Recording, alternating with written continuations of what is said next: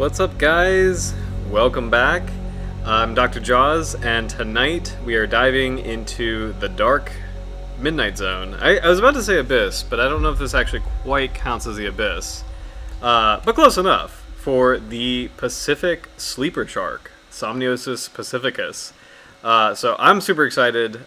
It's kind of I wasn't really expecting it in terms of like a species we'd be doing anytime soon.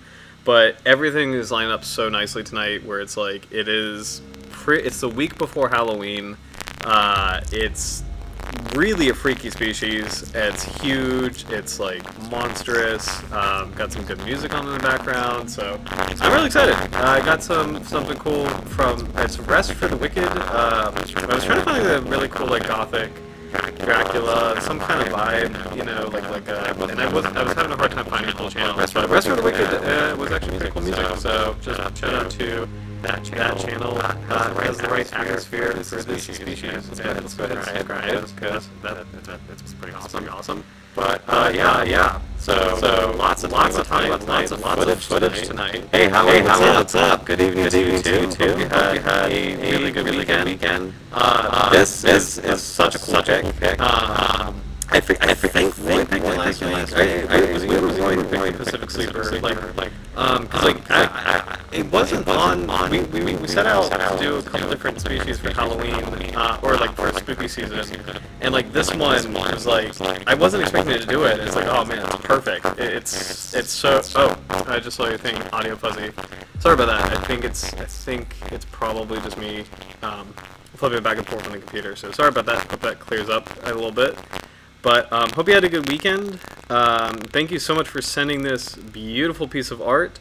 This is also one.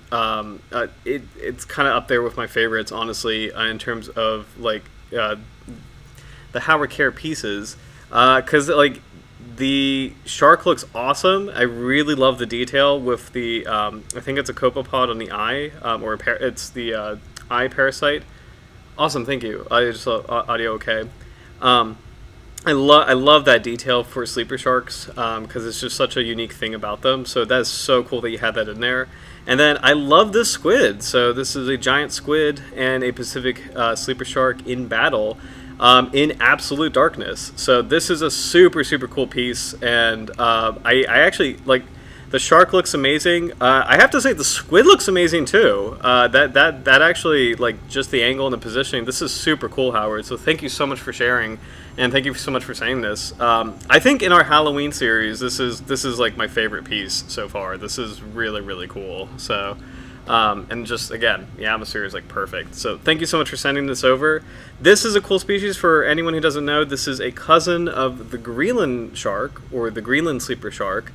And I feel like Pacific sleepers, they're not as talked about, but in terms of tonight and some of the things we're going to see tonight, I think there's actually maybe arguably more footage and more things on the Pacific sleeper shark than the Greenland shark. So without further ado, let's take a closer look. So this is this is sharksandrays.com. I think it used to be known as elasmodiver. So these are photographs by Andy Merck, who is one of my favorites, if not actually, he's kind of my favorite underwater photographer. And these are some beautiful views of this species. So this is Somniosus pacificus, the Pacific sleeper shark. So immediately one thing that you can notice is how prominent the ampullae lorenzini are. So these like white dots on the snout. Which is really cool. And on this shot, you can see the eye parasite. So I think that is a copepod. We definitely have to verify what kind of parasite that is on the eyes. So just like a Greenland shark, so Pacific sleeper shark has the eye parasite. It's a giant cousin to dogfish. It's not a true dogfish, of course, but it is a giant cousin in the squaliforms. So this thing can get to about 13 feet. As an average adult size, so it's about 4 meters. The maximum estimate for female sleeper sharks, for female Pacific sleeper sharks, is 7 meters. So if I'm doing that right, that's over 20 feet. Let's do meters to feet for it's 23 feet. So maximum size is 23 feet is the estimate. So it's basically like a deep water. That's basically a great white, like a deep water great white, which is terrifying. Average size is 4 meters or 13 feet. So this is a shark that is really great scavenger, but it's been interesting. Faster prey items have been found in its stomach. So this includes tuna, dolphins, not whales, seals, sea lions. So there is some speculation on whether or not it might, in a rapid burst, grab something like a seal, sea lion, tuna, or dolphin. Mostly, I think the assumption is that this is a scavenger. You can see kind of the teeth in this photo. It's really just like a straight comb. It's not like the large pointy teeth like in white sharks. So I think the assumption is, on default, this shark is much more of a scavenger or a predator of bottom-dwelling prey. But it is interesting to see that in the stomach of Pacific sleeper sharks, there's fast-moving prey items. So it could maybe grab something in short bursts of speed. So, oh wow, Howard! They find them with a belly full of squid hooks. Oh, that's crazy. That is super cool, actually. So I didn't know that about preying on giant squid, but that's awesome. Because, like, it's funny, like, as famous as giant squid are, I don't really know too much about them. Like, the only thing I personally really know is, like, just the famous duel between squids and sperm whales. So it's kind of cool to know that, like, there's another predator of giant squid. And then, fun fact, there are actually multiple kinds of enormous squid. So there's, like, the famous giant squid. I think there's like a Goliath squid, if I'm not mistaken, and then the craziest one is the Humboldt squid, which some people say is actually dangerous. Like, in terms of, like, Humboldt squid is a squid that eats people, if I got that right. We'll check that out later. Oh, nice, Howard. I bet the squid attacks him and then regrets it. That's super cool in terms of, like, if that's the dynamic between these two animals. So. I mean, there's a lot of stuff to review tonight, so let's keep an eye out for if there's that. Colossal squid. Gotcha, colossal squid. I think that's what I'm thinking of, but I said Goliath squid, colossal squid. Good call on that. So yeah, there's multiple kinds of giant squid. So giant squid, colossal squid, and Humboldt squid. So later tonight we should look up Humboldt squid, because I'm pretty sure I've heard of Humboldt squid, like, attacking people, or I don't know if it's like an urban legend or a real thing, but yeah. So there's a lot of cool clips kind of around YouTube as far as the Pacific sleeper shark goes, and I'm really surprised. One of them we've seen before. Let's kind of start with that, because we saw this on a different stream for a different member of the Squaliforms, but it's kind of cool to revisit it. Here is our shark. This is Somniosus pacificus, the Pacific sleeper. Creepy. I don't know if you remember this, but this is a creepy clip where it's rolling its eye in the back of its head to protect it. So appropriately spooky for spooky season.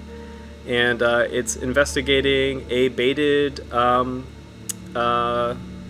a baited cage in front of a video. I guess that would count as a BRUVS, like a baited remote underwater videos. Well, actually, no. I guess it wouldn't count, because, like, I'm assuming this is attached to, like, a rover or submersible or something. So, but super cool clip. There's another famous one that I don't think we've seen on this channel, but if you've seen Blue Planet, I'm sure this has probably popped up a little bit, but this is whale fall, in terms of like, if a whale carcass, or if a whale dies, the carcass eventually sinks to the bottom of the ocean, and then it becomes, like, a really important source of food, nutrients for deep water organisms. So right here we see a lot of hagfish.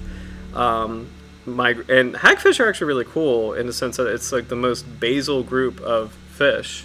They do not have jaws. They do not have like a bony skeleton. And then here is a Pacific sleeper shark. We'll go back to hagfish in a little bit. I'll replay this in a little bit, but But this is a cool clip because like I personally have Blue Planet at home, and it's one of my favorite ocean. It's probably I would say Ultimate Guide is my favorite shark series, but I think Blue Planet as a whole is probably my favorite ocean series. But this is a really cool shot of the Pacific Sleeper scavenging. So what's kind of fun is it's doing exactly what much smaller cousins dogfish do, where it kind of like stiffens its body. It uses its mouth and its teeth kind of like a I'm trying to think of a good way to say it. Like, I was about to say like a can opener, but like it's basically like this one continuous blade, and by just wriggling around and moving in like a circular motion,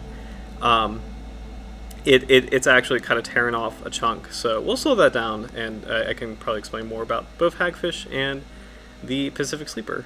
So make that half speed. Catch up on comment. So, all right. And let's make this. It's been a while since we've seen something full screen. So yeah, this is actually really cool, very haunting. I think this looks like a gray whale, because that head shape is actually pretty distinct. But anyway, but hagfish are cool. They are a very basal group. There's like 3 main groups of fish. There's like the hagfish and lampreys are one group. The cartilaginous fish, like sharks, rays, and chimeras, are another group. And then bony fish are kind of a final group. And it's more nuanced than that, but just as a kind of like a basic fish guide, there's like 3 main massive groups of fish. And hagfish are part of kind of the most basal group, if you will. So they do not have a bony skeleton. They do not have jaws. But they do have a notochord. So it is kind of like the notochord is like that basic feature that all vertebrates have, in terms of like it's like a nerve cord that for most vertebrates is what it's in the center of the actual vertebrae and the spinal column. So it is a chordate accordingly. So, but it's one of the most ancient and basal group of chordates. So in that sense, they're actually a pretty cool group of fish, even though they look creepy and they look like eels. Just they're kind of, as far as like evolution and taxonomy goes, a pretty cool group. So, but here's our Pacific Sleeper, checking out the whale fall. It's kind of cool to see this kind of scale in terms of this is probably a smaller individual Pacific Sleeper shark. But again, that's an enormous whale carcass. So what's interesting is seeing like this little like kind of yellowish greenish thing on the snout of this individual, and actually you could see a little bit of it on the back of it, and I wonder what that is. If that's like kind of like growth or some colonizing kind of deep sea something like. I'm not sure like what that is, because I don't think that's natural coloration, and I don't think it looks like it's something unhealthy. Like it looks like the shark is okay, but it's really cool to kind of see this method of just like scavenging, of like tearing giant chunks of flesh away. And it's cool, again, it's really cool seeing a large shark doing something that dogfish do. Like this is exactly what dogfish do in terms of like they wriggle like from side to side to just tear off like they'll latch on and wriggle and tear off a chunk. It's almost like a cookie cutter. Like a cookie cutter shark is a lot more it's a lot more of a perfect bite and a lot more of a clean grab, but still it's kind of cool that squaliforms a lot of squaliforms have this similar kind of mode of biting down on something and just tearing chunks of flesh off of something. It's pretty cool to see that some sharks are like gulpers or like just rip and tear, and like this whole like latching on and twisting is kind of like it's something that I feel like it almost looks unique to squaliforms, at least for me. Like it's something I've only really seen with them. So, but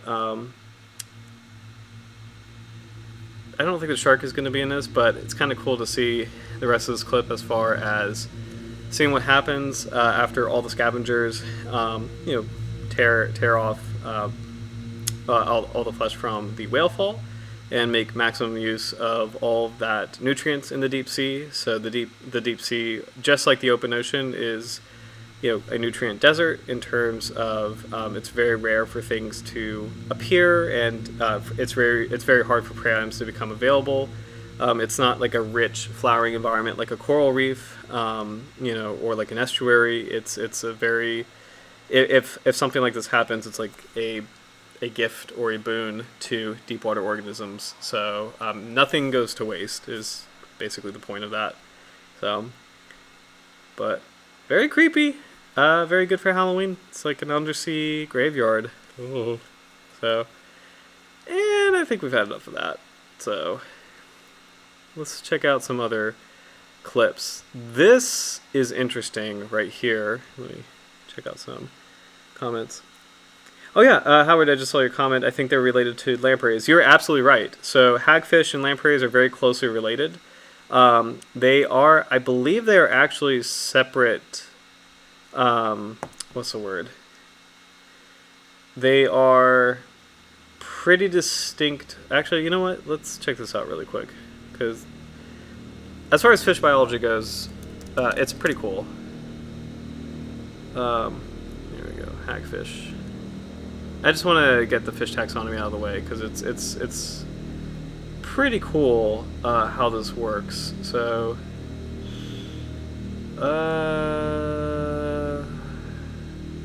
let's do evolution of fish. Okay, well, this isn't exactly what I was looking for, but it's still really, really cool where, there's this like ancient ancestor way back in the Cambrian, and then there's this line of jawless fishes, and that's where hagfish fall into and lampreys fall into. A couple other groups branched off. Cartilaginous fishes like sharks and rays, and chimeras, they rose in a Devonian, so completely separate group from the hagfishes and lampreys. Rayfin fishes also, I guess, rose in the Devonian Silurian era. So this is most of the fish that we know and love, like goldfish and such. Lobefin fishes, that's actually really cool, where this is also considered to be a separate class. So this would be, I believe, the coelacanth is a lobefin fish. We'll check that out in a little bit because it's a pretty cool subject. And then off of that branch are amphibians, reptiles, birds, mammals, us. All these, the rest of the chordates, or most of the rest of the chordates, the rest of the vertebrates. The rest of the vertebrates became this group of tetrapods. So dinosaurs. So, but it's actually really cool seeing all of this and seeing how hagfish are actually such a basal group. So let's see. And I just wanted to get the classification of. There we go. So Myxini. So hagfish are in Myxini, which is a class. Okay. And then lampreys are in Hyperoartia, is a disputed group of vertebrates. Okay. And these are all prehistoric animals. Okay, gotcha. So yeah, sorry, that was like what I was trying to find, because I thought hagfish were something completely separate. Like they're very closely related to lampreys, but they're like distinct in their features. So that's what I was trying to find. Sorry, I was kind of nerding out for a second, but it's pretty cool.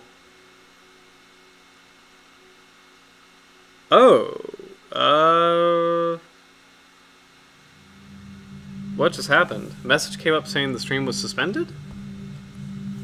I think we're good. Let me check on my end. Sorry about that. Hold on. Let's see what's going on here. Suspended? Yeah, I think we're good. I think we're good. Let me check on my end. Sorry about that. Yeah, do you know what it could be? I've been having some internet problems last week, so that could be it. So sorry about that, Howard. If that comes up again, it's probably just an internet thing, and it's probably because I actually just went ahead and opened Wikipedia, and like, I think sometimes on the stream it doesn't like it when I open up a new tab, so we'll not do that. So, but let's go back to our shark, and let me know if anything else comes up. I think everything should be okay now, but thanks for letting me know that there was something up. Yeah, so this is a really cool old piece of footage, and it's kind of cool that this is from 2003. This is Minjin Donji, which want to subscribe because this is actually an extremely cool and like rarer piece of footage of the Pacific sleeper shark, and it's a bit grainy, but it's still like, back in 2003, it was not that common to get deep sea footage, like unless you had like a dedicated team. Now it's kind of amazing how much deep sea footage has flourished, but oh man, look at that! There's like that was like a chimera that just like bumped into this massive Pacific sleeper shark. Oh my gosh! It just kind of shows you the scale of this animal. This is huge. So this individual is particularly huge. That's crazy. I know it's kind of grainy, but it's just like, it's just so cool to see. That would be a fun, I know there's like horror games like Subnautica, but like, imagine like doing like a horror game where you're like trying to swim in the deep ocean, you're trying to avoid a Pacific sleeper shark. That would be a pretty fun game. Like Slenderman, except with a sleeper shark, would be super, super fun.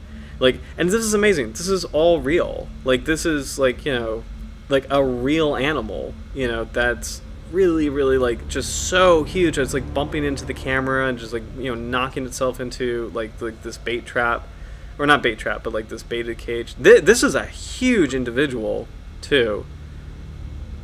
Man, that thing is enormous. Wow.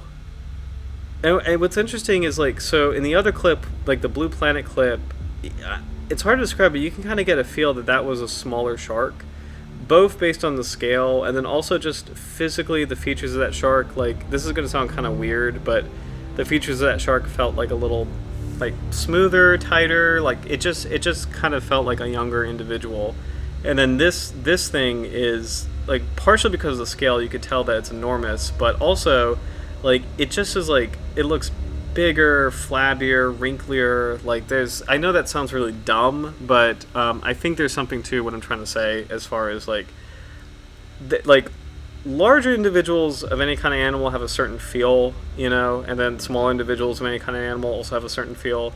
It's kind of like, I think a good comparison is like puppies. Puppies have like small smushed faces and softer features, and then as they grow up into larger dogs, they have more pronounced features and look a bit bulkier, more robust. And I think that's what I'm trying to describe. Like, this looks like a huge, huge, huge adult shark. You can kind of see too, I don't know if those are bites on its snout actually. And I'll rewind as we get maybe a better view. This thing is massive. Yikes, look at that face. Oh my god, that's amazing. And actually, when you think of that trap, you have to wonder if that's like a standard sized, pot, like a crab pot or something. I mean, then this shark is crazy big. Because a standard sized crab pot is about, what?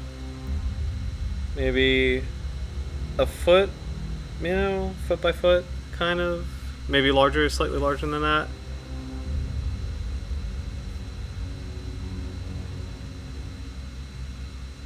Maybe larger than that. It depends on like how it's baited.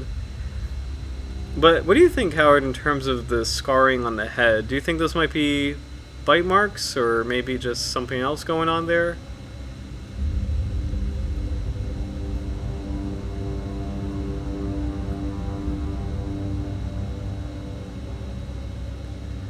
Oh, thank you. Not dumb. They get huge. They reach sexual maturity at 150 years. Oh my god, it's amazing.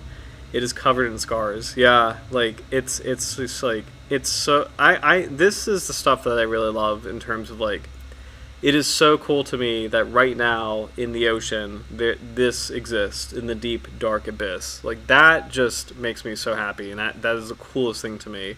Where it's like regardless of like like daily life problems or like whatever the human world is doing, this is something that's just doesn't care and is just lurking in the deep sea, and like I love it. It kind of makes me think of Godzilla a little bit, or like the idea of Godzilla, where it's just like this gargantuan titan in the deep sea. Like, it's just so cool. So, so cool. Oh my gosh. Although, I have to say, I'm not a huge fan of the Godzilla movies. I do have to say that. Like, just... I don't know. I never really super got into it. I think I know why. Sorry, this is a random tangent. Like, I get kind of picky with movies that have creatures in them, where there's some movies that have creatures where I'm like, I'm cool with this. This feels like this biologically makes sense, and I could believe that this is a real creature. And then there's some movies where it's like, yeah, I don't know. So like Jurassic Park, I'm so on board for Jurassic Park because they're based on dinosaurs, like a real group of animals, or like Dragonheart. I love Dragonheart. It's a fantastic animal. It's really goofy, and there's a suspension of disbelief. I don't know what it is. Something like Dragonheart does it for me. The Hobbit with Smaug, that does it for me. But I don't know. Something about Godzilla doesn't do it for me. I don't know why. But anyway, sorry, random tangent. Oh man, sorry. I keep replaying this clip, and it's just so cool. So let's just leave it for now. We'll keep this open for later because we're probably gonna watch this again later because it's just so cool as we learn more about the species. But that looks like a monster individual. So if that pot is 1 meter, or no, sorry, 1 foot. Well, I don't know actually. 2 feet. If that is I don't think that's 1 foot. I feel like that's probably 2 feet. If we assume that is 1 foot, this is a 1, 2, 3, 4, 5, 6, 7, 8 foot shark. If that is a 2 foot pot, that is like a 14 foot, 16 foot shark. Yeah, this thing is huge. Either way, I mean, I think this has got to be like a 2 foot pot because I do not believe this would be like an 8 foot shark. This is an enormous animal. Like, this has to be over 10 feet. Whatever this is, it's super cool. So, but oh yeah, Howard, I found Godzilla too phony. I agree, it has to be realistic. Thank you. Yeah, realistic enough to make that leap. Yeah, like it's kind of funny because I think you're an Alien fan if I remember correctly, but like. Alien does it. Like, Alien definitely makes that leap for me because it's like they go so much into the alien biology, and it's like, wow, that is a scary creature, and it gets there. Like, as far as like, well, we know the alien life cycle, and it's horrifying. But fun fact, we might have talked about this before, but the creature design of Alien is based on a real animal. It is a very small. It is an amphipod, I think. It's a predatory. We gotta find this actually. And I'm sorry, I'm probably gonna actually screw up the stream again, but.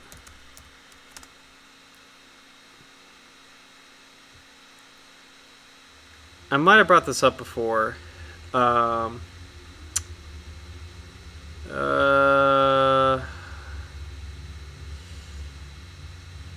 There is a real thing. I know there's a real thing. Nope. Okay, hold on. Xenomorph amphipod. There it is. Okay. Piranha?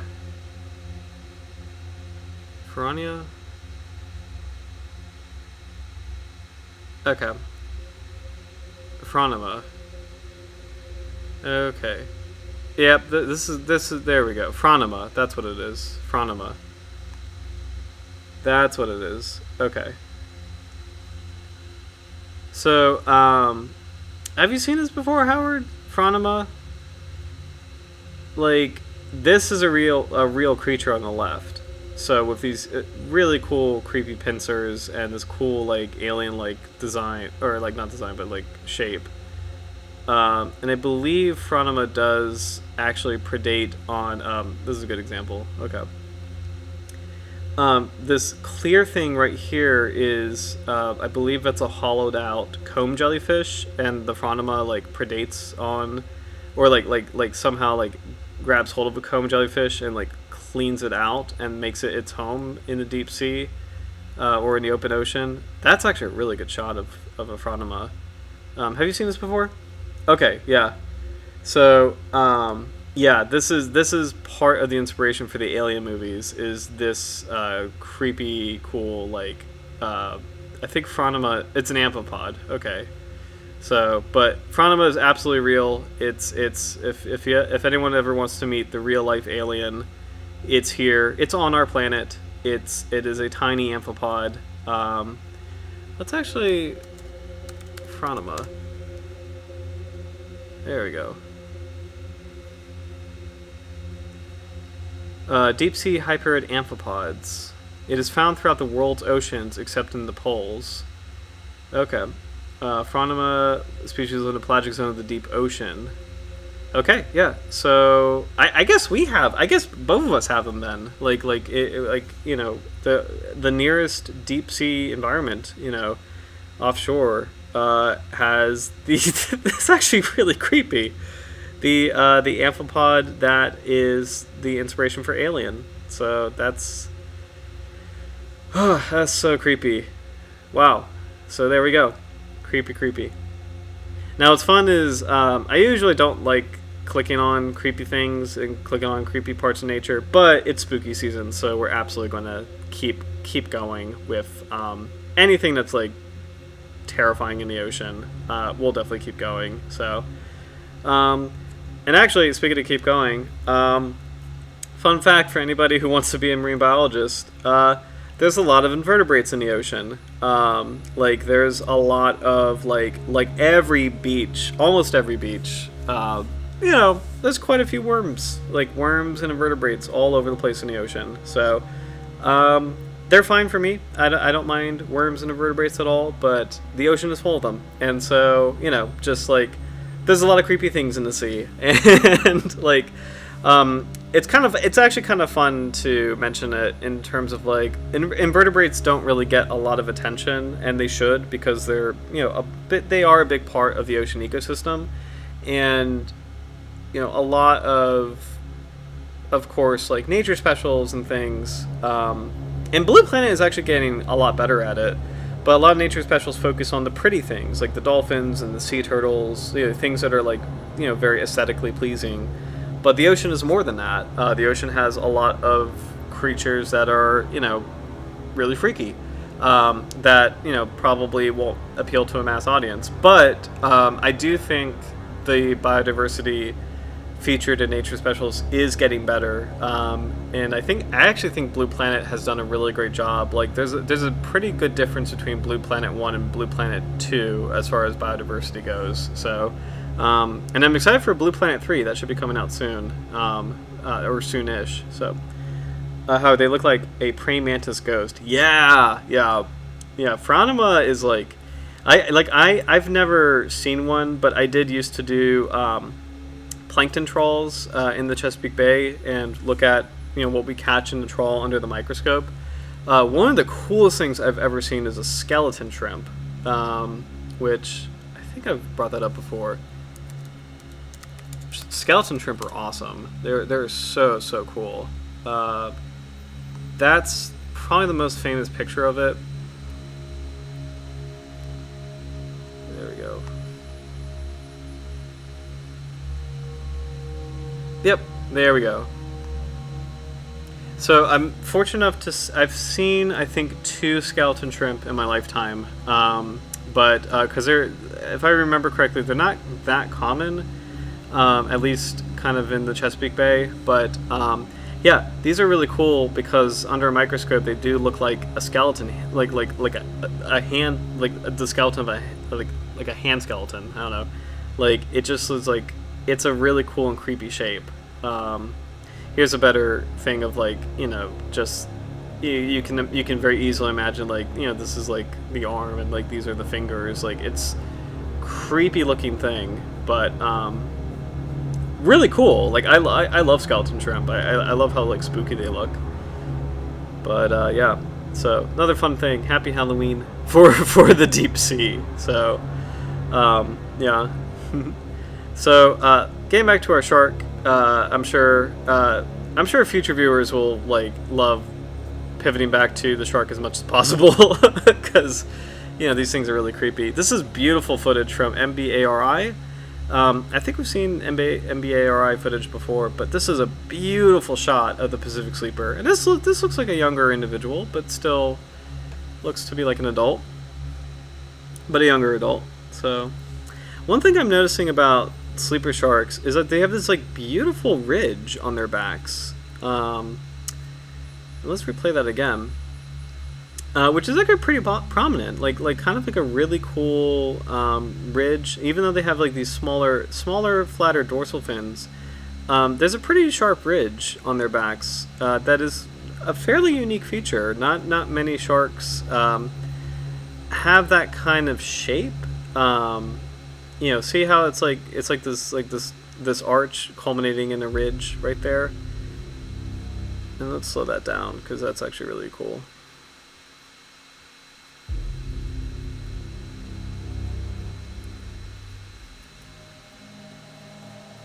It's cool seeing this individual swimming in the water column. You see the gill slits are pretty low and below the pectoral fin. Kind of an odd, or maybe not odd, but like I don't know if for most other sharks if they're really set that low. A nice shot of the lateral line right there. You can see this really cool keel.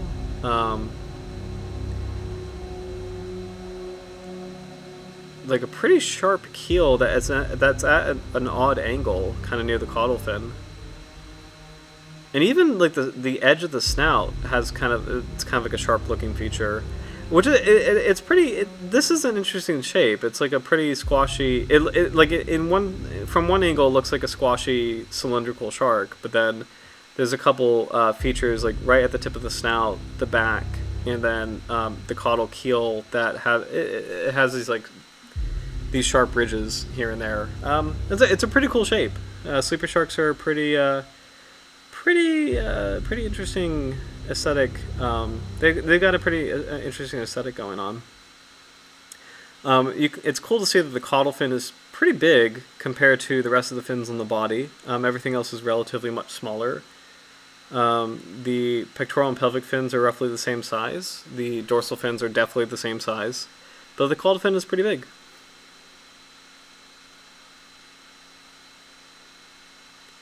Spiracles are very tiny. Because I think our last, not the mandarin dogfish, but, and I don't know about the ninja lantern shark. It was either the ninja lantern shark or the kyphin, or the cookie cutter shark had pretty large spiracles, but yeah. But it's cool seeing this species again swimming kind of in the mid water column, and like with all of this marine snow around it. So this is just all like mixes of not really plankton, but just like particulate matter in the deep sea. It could be like zooplankton, but really I think it's I think this far down in the ocean it's a lot more like just kind of like a mix of like detritus or just weird like particulate matter here and there.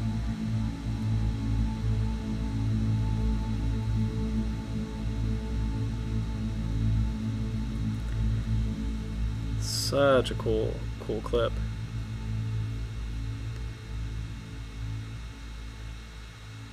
So, before we check out this Hawaiian seamounts clip, there was something kind of fun that I was not expecting at all. A Pacific sleeper shark this is the Alaska Sea Life Center. A Pacific sleeper shark being featured in a study where they are taking like these researchers are kind of like the basic premise is they are studying how much it consumes, like how much oxygen it consumes, and how much like it's basically like creating like an underwater treadmill for the shark, like this controlled environment. So they're taking just kind of like measurements in terms of, and like the water is flowing, so the shark is getting, you know, oxygen through the gills, but it's basically measuring like how much energy is the shark exerting when subjected to different conditions. You know, like what is its like respiration rate. You know, couple different features like that. But again, it's really cool to see this particular species in a clear, shallow water environment, you know, and it kind of, in a different way, kind of gives you a better appreciation of just like, you know, its shape, and just kind of like, you know, how it moves. The biggest thing kind of for me is like you can see that like prominent, like, you know, ridge, and how the shark is actually kind of like lifting. And this seems like a healthy individual. This seems like normal behavior. Like how the shark is actually like this cool. It almost looks like a submarine, you know, just like how it's like partially exposed at the surface, you know, in such a unique way. You know, like it's not a shark that has the classic fin out of the water. You know, it's a species that has like, you know, just kind of like it's like a submarine, you know, in terms of how it moves. And I think it's actually really cool. But because Pacific sleeper sharks tend to spend most of their time in the deep sea, it's actually this is a really helpful study in terms of having a healthy live individual and being able to measure, you know, some important biological characteristics, which may inform conservation decisions or may inform, you know, our understanding of like maybe what this species needs. So I thought it was a really cool clip, just to kind of like check out. So. But last one, let me catch up on comments. Okay, last one is Pacific Sleeper Shark Hawaii Seamounts Expedition. This is Conservation International, so definitely want to subscribe to that because this is pretty cool footage. That's actually really great. And this looks like a bigger individual as well. That actually looks like a bigger shark. I love the expression on this species. Just like, you know, it is, you know, I hate to kind of like be punny, but it is kind of a haunting expression. Like, you know, just like this, these like pearly bluish eyes, you know, in the darkness. Very, very eerie. I think it's a beautiful shark still, but you know, just it's kind of cool seeing these like pearlescent, you know, pale eyes in the depths. You know, it's a good kind of eerie.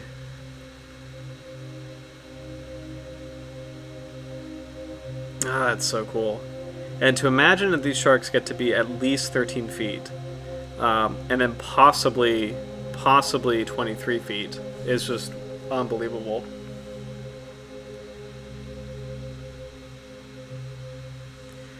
So yeah, one more time and then we'll dive into the biology and some more science and research on the Pacific sleeper shark.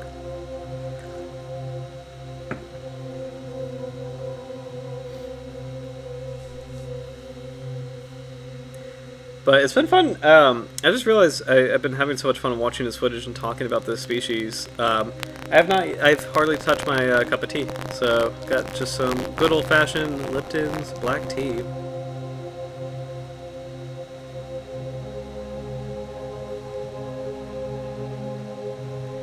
But yeah, awesome species, super cool. Definitely ready to learn more about the Pacific sleeper shark for tonight. So. The scene with the sub, yes, it's so cool. Like, one more time, yeah, because it's just such a cool clip. Especially just with the music. I hope the music is coming through really, but because it's just like such. Actually, you know what? Let's make this full screen. Let's maximize this as much as possible. It's just so cool.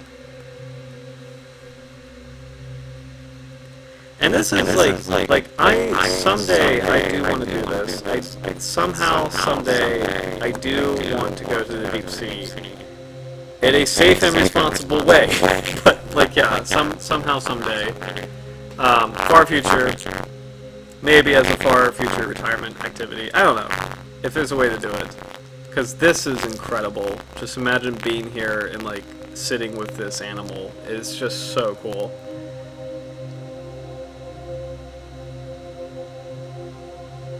That's so beautiful. All right, so wait a minute. You know what? Let me click on this really quick because I just realized. So I didn't have this planned for tonight, but I just saw this. This is definitely a sleeper shark of some kind in a shallow water environment. I'm assuming this is a Pacific sleeper. This is actually really cool.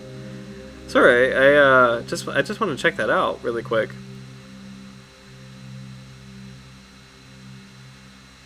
That looks like a Pacific sleeper to me. Alaska sharks. It is in the Pacific Ocean. Oh, that is wild. Not super surprising in terms of like Greenland sleeper sharks. They do famously come to the surface in cold water environments, so I'm not surprised that the Pacific sleeper shark might be doing that as far as that clip goes.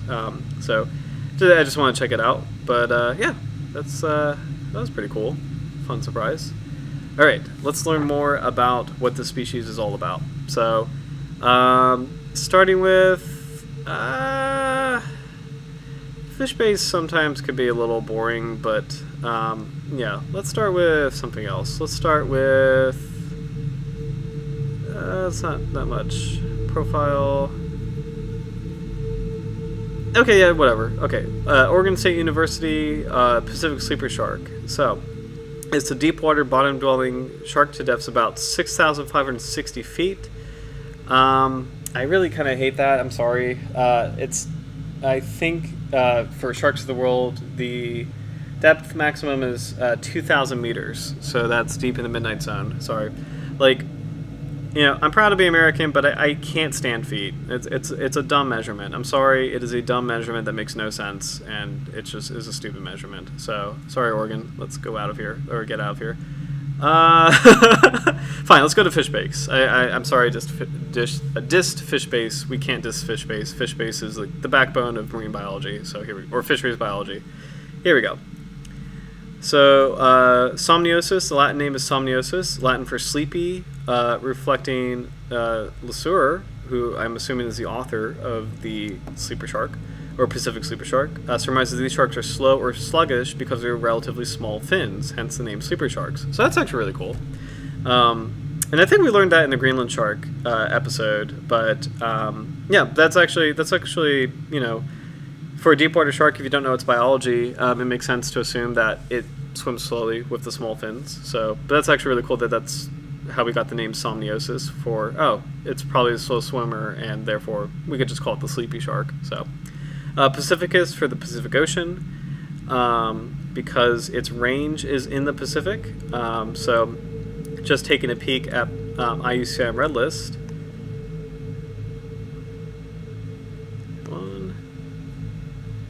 Oh, well, the map is kind of designed awkwardly, but Pacific sleeper shark lives in Hawaii, the Pacific, American, Mexican, and Canadian coast, all the way up into the Arctic, Russia, Japan. Yeah, it's really, really cool. Cold water shark in the North Pacific area. So,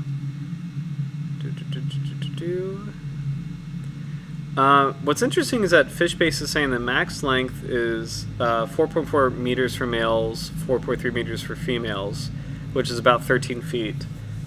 Sharks of the World, which I have over here in the corner, is saying that based on photo evidence, the maximum size is 700 centimeters for females, which is 23 feet. So So we'll have to put a pin in that and see if we can find a verifiable record of that. So, because like this 4 meter thing is kind of like the agreed upon, standard maximum size for this species, but maybe there's a superlative individual that we could find that is hitting closer to 7 meters, which would be really cool. So, let's see. The shark is found on continental shelves and slopes. At high latitudes, occasionally occurs in littoral and even intertidal areas. So that's actually really cool. That's exactly what we saw in that other clip in Alaska. So if the water is cold, if we're getting closer to the Arctic Circle, the shark actually occurs in shallow water. So that's actually really cool. At lower latitudes, it may never come to the surface and ranges down to at least 2,000 meters. There we go. Reported to about 2,200 meters in the Hawaiian Islands as recorded by camera arrays. Yeah. Meters are so much better than the feet for depth, because it's like you have 200 meters is the twilight zone, 1,000 meters is the midnight zone, and that's it. It's super easy to remember. It's super clean. I don't get fathoms either. It's just like there's so many different measurements, and like meters is like the SI international standard. So it's just like, why can't we all make it the same? It just makes life easier. But anyway, feeds on bottom animals such as fishes, octopi, squids, crabs, and tritons. I think a triton is a. I won't open a new tab because I know I've been kind of crashing the internet, but I think a triton is a kind of mollusk. Make sure. Triton animal.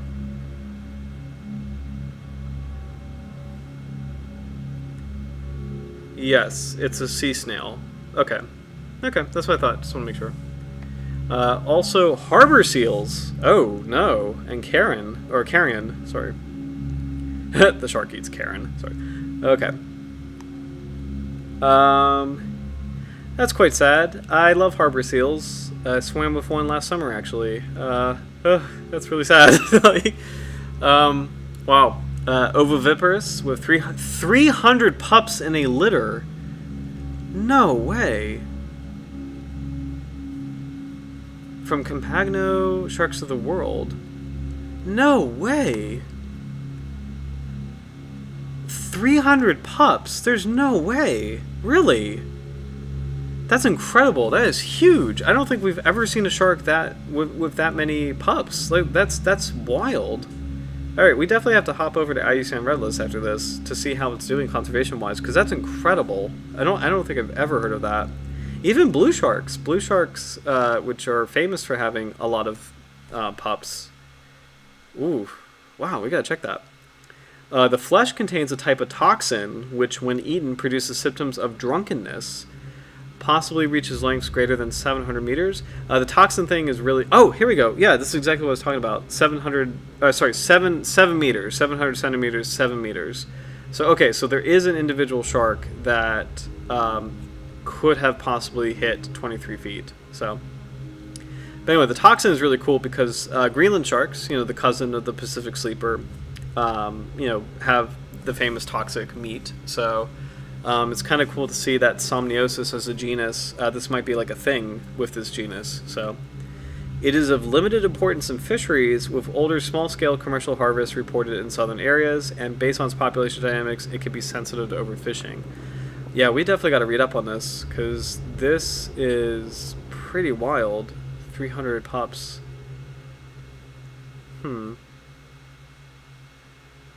Interesting. Okay.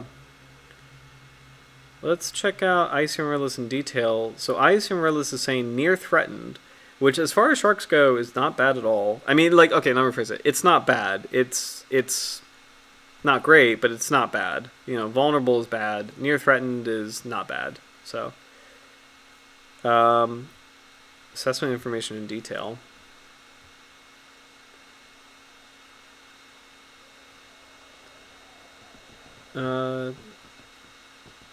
Oh, interesting. Howard, they lay giant egg sacs with individual eggs inside.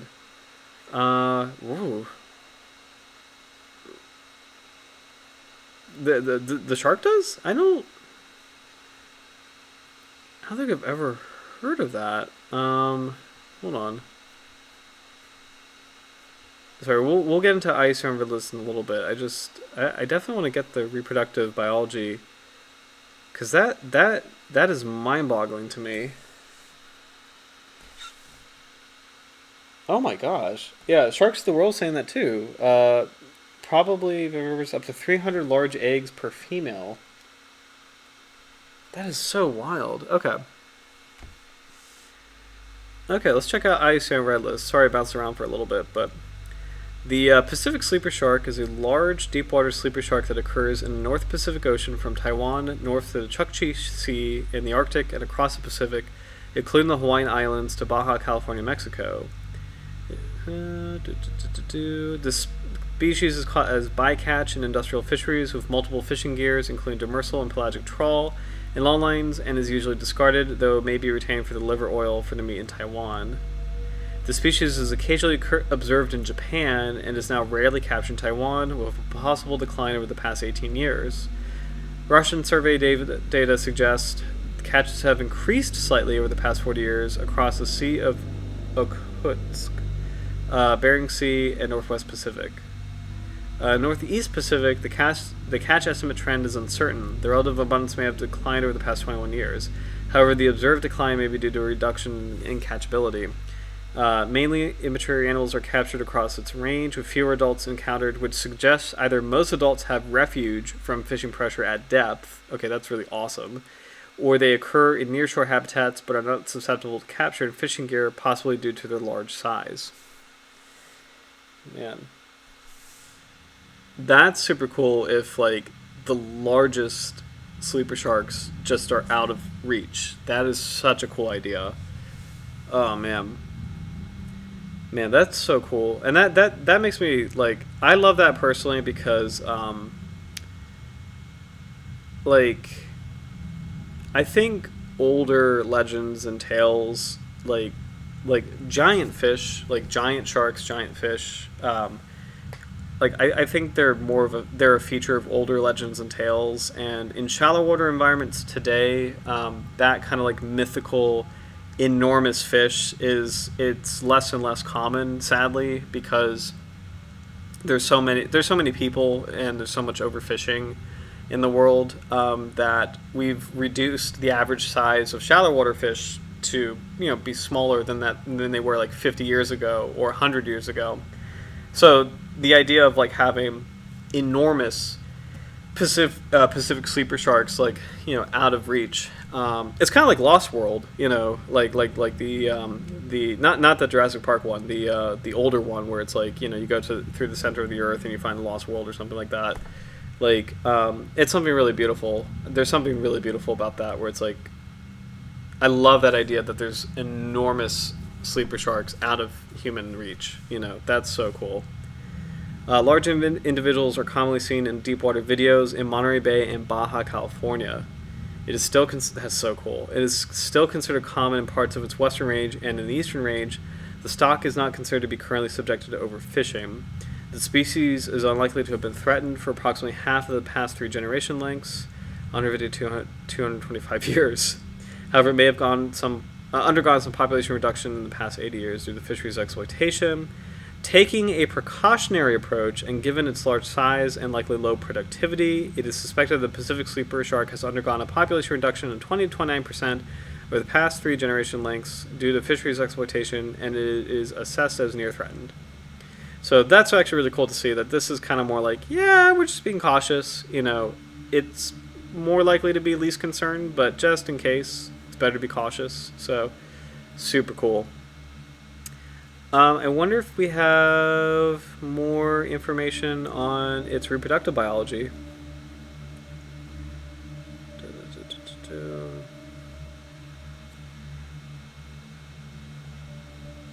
Let's see.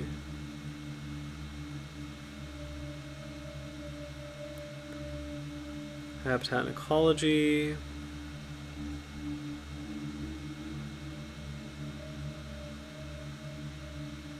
Oh, cool. Tagging studies in Northeast Pacific showed some Pacific sleeper sharks undertake regular diurnal vertical migrations from below the photic zone during the day to near the surface at night. That's so cool. Age parameters are unknown. It's likely the generation length is similar to that of the Greenland shark, which is suspected of a generation length similar to other deepwater sharks that is 50 to 75 years. That's wild to think about that. So, 50 to 75 years, like, age of maturity, that's crazy. Oh, here it is again. It reaches an estimated maximum size of 7 meters total length. Males mature at 3.8 meters, and females mature at 3.6 meters. That's so cool. 7 meters, that's an enormous shark. Like, we gotta find where that came from, like that original study. That's so cool. Let's see. No more stuff on this, because I'm more interested in the biology of the species. Less the conservation, because it seems to be doing okay, so I'm kind of more interested in learn more about the biology. Here's Shark Research Institute. Let's see.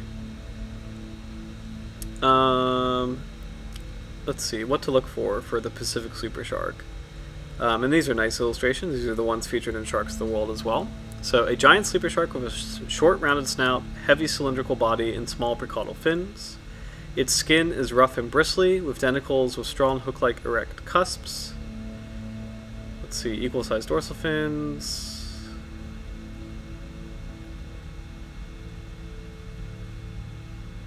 Let's see.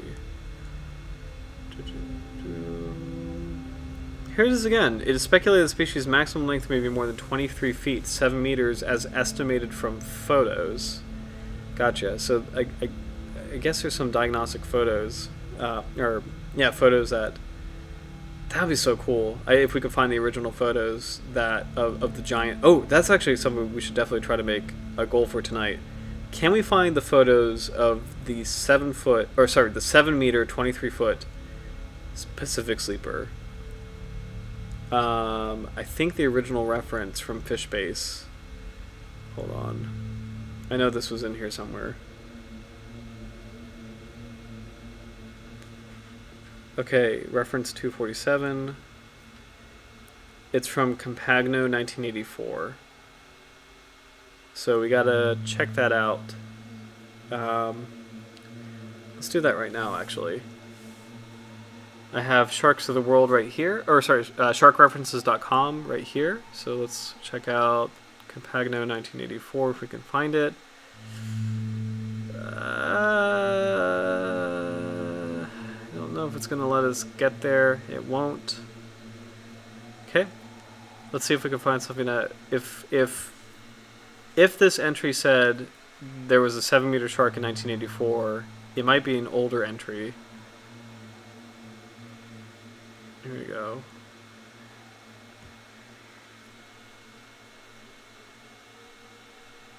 I'm just kind of clicking around, but I want to see if I could find an older paper that might have photos of that giant individual.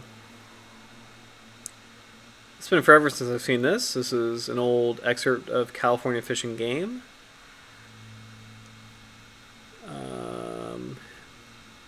The cool thing about sharkreferences.com is it will tell you, like, everything is documented so beautifully, but it will tell you like in what part of the document that you're researching, where to find your thing. So 294, 298 is, I think, the pages for California Fish and Game.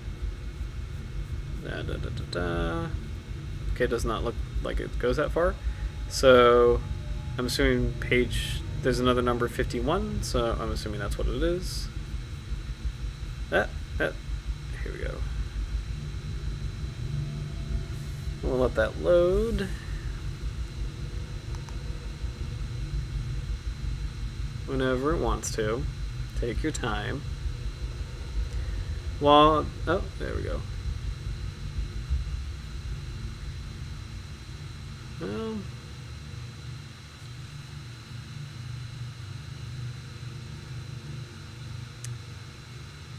it's not showing up in here.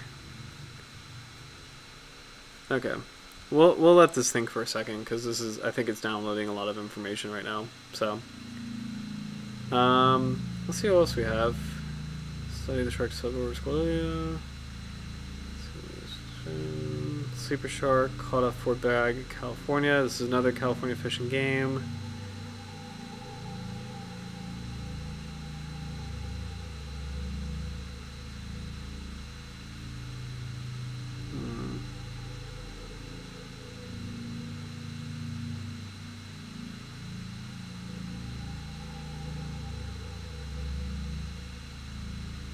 Okay. I have a funny feeling that the giant shark that we're looking for is maybe in these California. It's hiding somewhere in this California fishing game thing. Oh, here we go. Okay.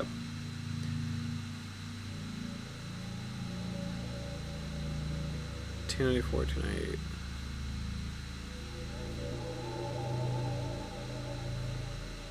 $287, $290. Okay. Here we go. Okay. Sorry about that. Sorry that took forever. I'm kind of curious about this. Sleeper shark, Somnius pacificus, off Trinidad, California, with life history notes. Let's see.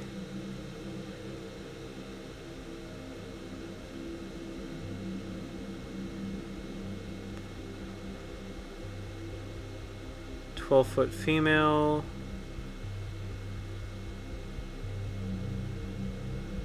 Yeah.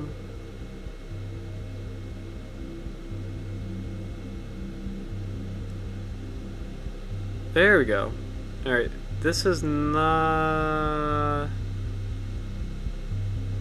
Okay, this is interesting. Okay, this is not the one that we were looking for, but this is still an enormous shark.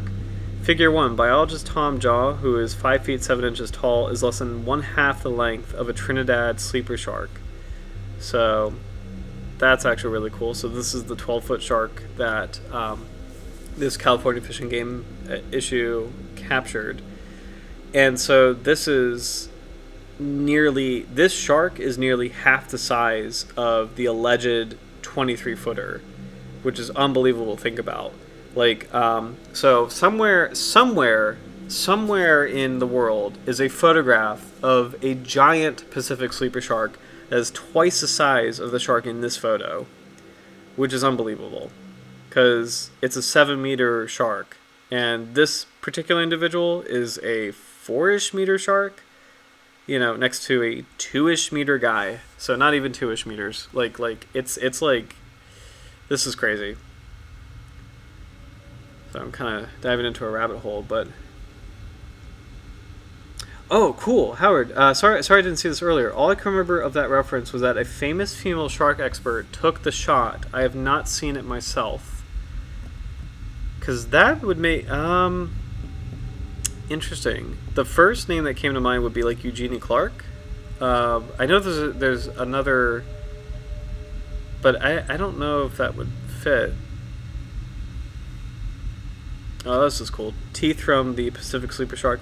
I know it says Trinidad sleeper shark, but I think this is all the same species before they correctly classified it. So, but look at this. This is really fascinating.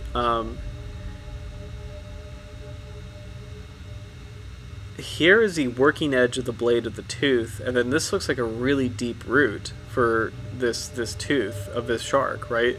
And what's cool is like the teeth line up in this pretty neat line, like this pretty neat comb. So, you know, when you think about the shark actually like biting onto something and twisting, you know, it's working like a singular blade.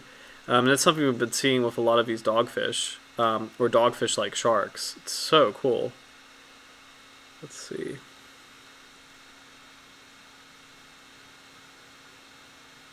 Here we go. Look at this. Sleeper sharks reportedly attain 25 feet in length. Rodell and Ripley, 1950. But the 13-foot male taken off Fort Bragg is the largest caught off California. Okay, so there's a shark from Rodell and Ripley, 1950. This is the giant one that we're talking about. So let's see if we can find that. 1950. Oh, here it is. Oh, it is California Sharks and Rays. Okay. Oh, this is exciting. Sorry, this is really cool. I love. I'm being such a nerd with this, but like this is the kind of stuff that I love. Where it's like, let me make sure I got the right one. Let me X out of this and reload this because I want to make sure I have the right one. I love going back in time and nope, come on. I love going back in time. I know we can find this. And using like literature references, and like it's like they're like clues, and you can kind of, like you're following a paper trail. Hold on. Okay, so here's what we can do. We want to find this.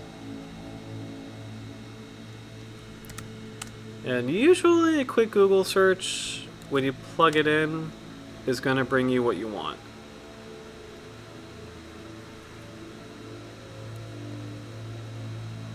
Like that? I think that's it. Okay, that's it. There we go.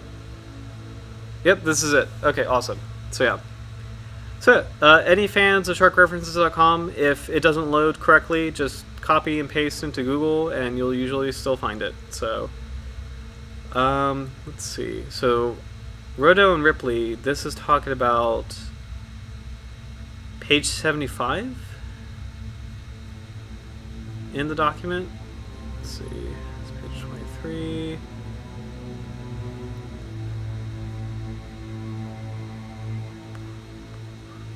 Oh, jeez. Hold on. Okay, page 48. That cannot be right. Oh, here we go. This is it. Okay. Okay. I'm just checking the page. No, page 62. Okay. Figure 46. Okay. Oh, this is figure 46. Sleeper shark, Somnius pacificus. A member of family Delacia. Nope, that's not. That's updated. Pacific species was not recognized as distinct from the Atlantic S. microcephalus until 1944. That's cool. So apparently Pacific sleeper sharks and Greenland sharks were considered to be the same species until 1944. Size, reputed to reach 25 feet. The Atlantic species is known to reach 21 feet, but is unusual over 16 feet. A British Columbia specimen measured 11.5 feet. Okay. Remarks, this is a very sluggish shark, offering little or no resistance when hooked. It feeds on almost any animal life of suitable size and on carrion. The Atlantic species at least favors seals highly as part of its diet. Okay.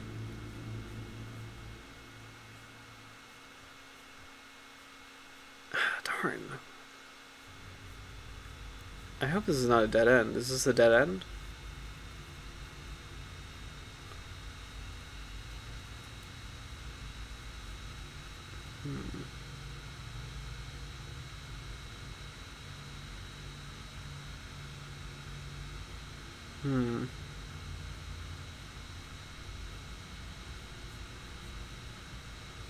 This is pretty interesting to see, where it's like, oh, there's a great white shark. I just have curiosity. Haha. Great white shark maximum size is 21 feet. Another taken off Bodega Bay measured 23 feet. I really want to find this 23-foot Greenland shark. Or sorry, Pacific sleeper shark. I really want to find this 23-foot Pacific sleeper shark because it's like cool to see that this is like the same size as a great white. Reputed to reach 25 feet. And there's nothing else. So this is the source, I guess, saying that, yeah, this shark is reputed to reach 25 feet, and then there's nothing else, no reference, nothing from it. So,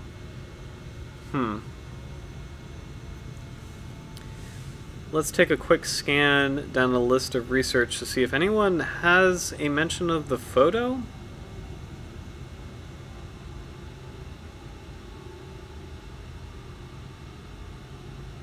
Just for fun, let's just look at this one.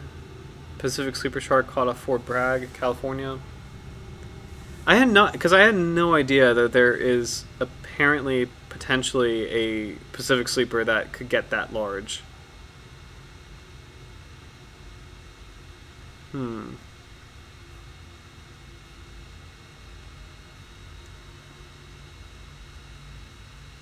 $147, $149. Okay.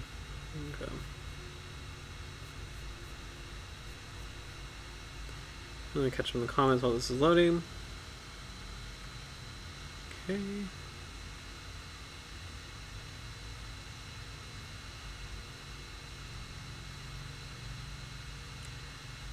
And then just see if there's anything else that mentions anything about a photograph. Tooth pattern, biological notes, neurosonosis.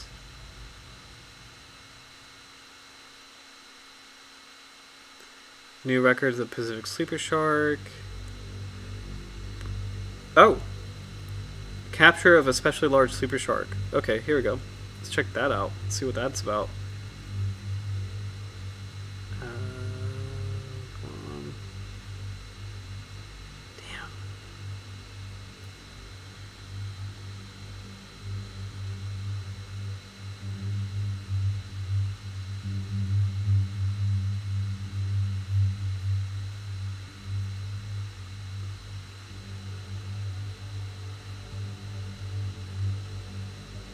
Nah, this isn't it.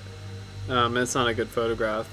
Because this one is 423 centimeters, so it's 4 meters long. So that's still huge, but that's not the giant that we're looking for.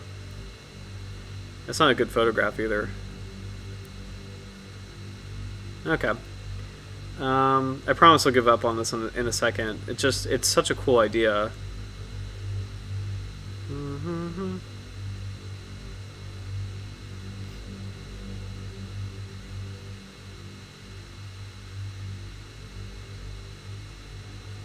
Okay, yeah. Let's do a photo. No.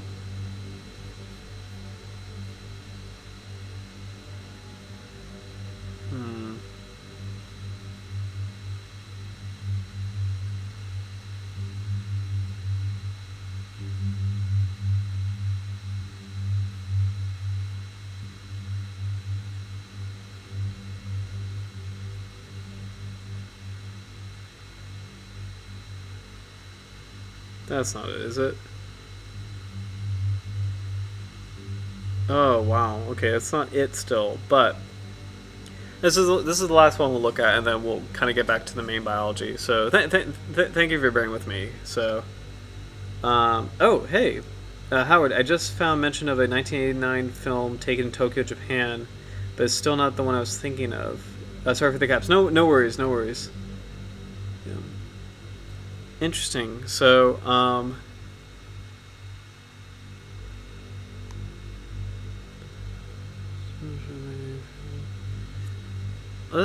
is that like a YouTube clip? Because I love to search that. Yeah, let's just do that for fun. 1989 Pacific sleeper shark. Japan sleeper shark.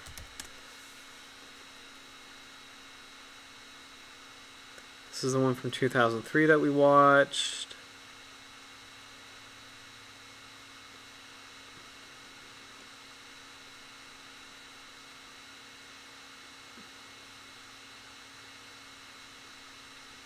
Yeah.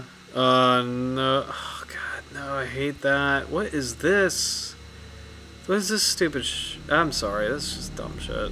Sorry, I just saw, like, this, Megalodon thing. It's the dumbest stuff. This is new-ish. Massive deep sea shark. Checking out our submarine.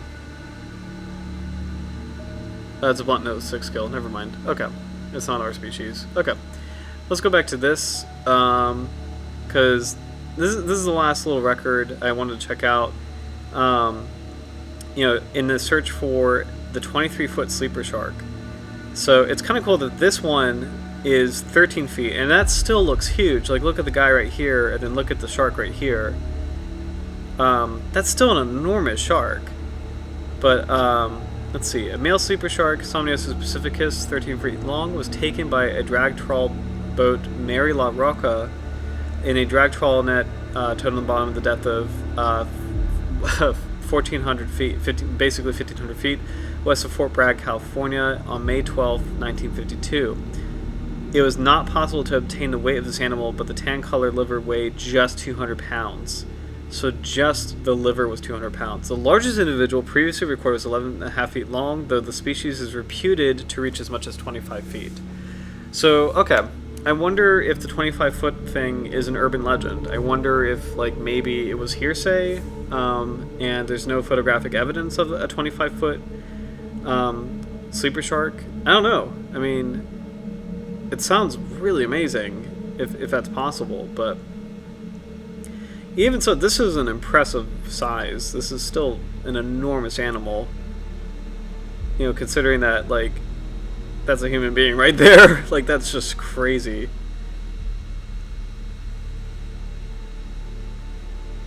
This shark, a very sluggish animal, feeds on almost any animal life of suitable size and on carrion. It dwells in the bottom of the ocean, but is known to come to the surface at times. The present specimen disgorged several large rockfish, a species found in deeper water than are most underwater rockfishes. And here are the teeth right here, which is crazy.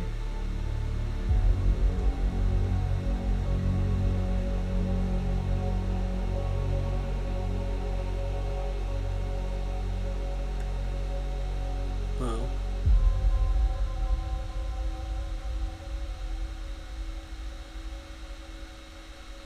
That's really cool. Okay. So we didn't find exactly what we were looking for, but it was still kind of cool to just use shark references and actually literally study, you know, in terms of, like, you can start from one place and kind of keep hopping backwards in time to try to find what you want.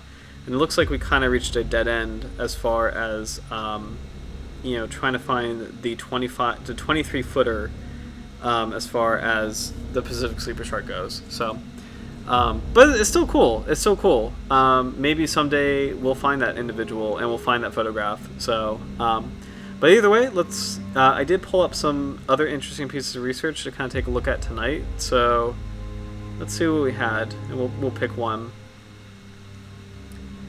Don't know about that one. Co-occurrence of Pacific sleeper sharks and harbor seals in Glacier Bay. That sounds actually pretty cool. So I think we should probably check that one out. First record of swimming speed of Pacific sleepers using a beta camera array. I don't think we'll read the study, but I do want to take a look at the photographs. Just because this looks so crazy. Wow.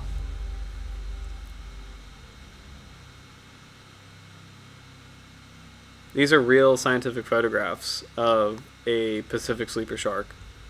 You know, it's like, you think of, like, sci-fi movies, like, you know, sci-fi movies where, you know, the main scientist talks about, like, we found this monster in the depth. You know, we don't know what it is. And it's like, this is real. This is real science. Like, you know, we found this monster in the depth and we don't know what it is. I mean, we do, but, like, it's so cool that this is real footage that's used in actual research. So there's a great shot of the jaws right here. It's pretty amazing. Great profile of the head right here, the eye looking forward. It's so cool. Here, this is really kind of gross actually, but that looks like something's going on with the gills almost, but it looks so strange because, like, the gills are kind of low set, but it looks like this almost looks like something took a bite out of it. So this might be a scarred individual.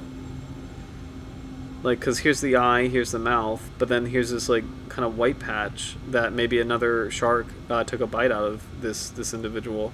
Because these, like, lines right here, these look like the internal anatomy of gills, you know. Ugh. Great photos. Very freaky.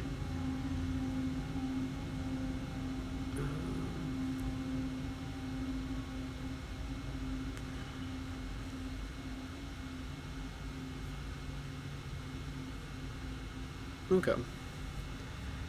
Sorry, I definitely want to read the harbor seal study, but just those photos looked really cool. So, diet of Pacific sleep. Okay, let's do the harbor seal thing first because I think that sounds really cool as far as like kind of learning more about the biology. Oh, Howard, you were right. The original was Eugenie Clark, according to Wikipedia. Oh, let's check that out. Let's check that out. Okay. The hunt continues. Wikipedia. Wikipedia is a good old like. It's like you gotta be careful with it, but it's usually very helpful. Okay, here we go. Okay, here we go. Okay. Oh, nice. Okay, in 1989, an enormous Pacific sleeper shark was attracted to a bait in deep water outside Tokyo Bay, Japan, and filmed. So this is what you're talking about. Got you. The shark was estimated by Eugenie Clark to be about 7 meters 23 feet long.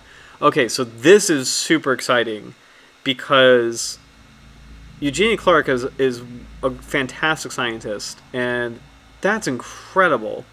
A single unconfirmed account exists of an enormous Pacific sleeper shark that potentially measured more than 30 feet long. If true, this would make the species' largest extent macropredatory shark, the third largest shark overall after the whale shark and the basket shark. Crazy. Okay, let's check this out. What is this reference? Reef Quest. Let's figure this out. Okay, yeah, this website's awesome. I love this website. Okay. In September 1989, a large female Pacific sleeper, estimated to be 23 feet, was filmed from viewing ports of a submersible at a depth of 4,000 feet off Suruga Bay, Japan. Alright, here we go. I hope we can find this. That would be so cool. Alright. Suruga Bay, Japan. That's nuts. Like Eugenie Clark does not play. Like there's something. This is so cool. This action might be an enormous shark. Pacific sleeper. Oops. Sorry. Let's go back to music. Sorry about that. Okay. This time, let's just look at...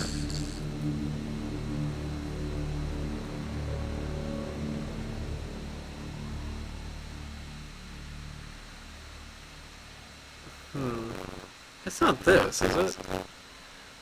I'm not sure, because that clip was from 2003. Hold on.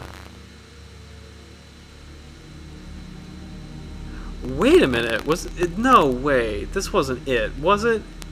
I would look like a dummy if, like, hold on. Huge 7-meter sleeper shark off Tokyo, April 2003. Alright, we gotta look at this, we gotta look into this more. This isn't it, is it? The whole time? Wait a minute. Hold on. No way. The footage is at least 25 years old. I had already seen it in the earlier mid-90s. Is this it? Oh my god, is this it? Hold on. Alright, let's find some...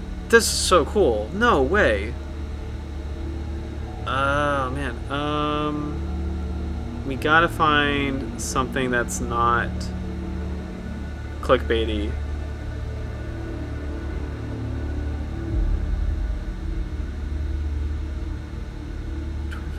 Nah, wait a minute.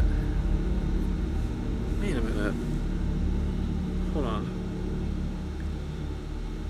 Okay, let's see. Let's explore the internet, you know. Let's just explore the internet and see what it's saying. Forget the Meg stuff, I don't care.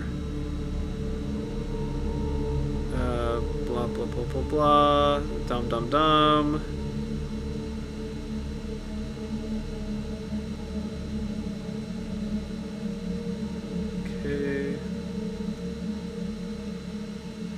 Okay.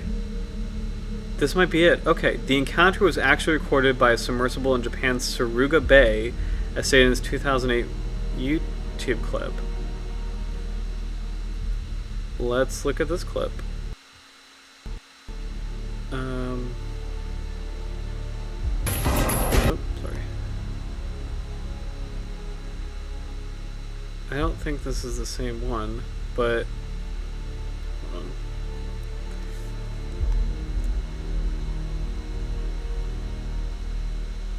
I really want to watch this in YouTube.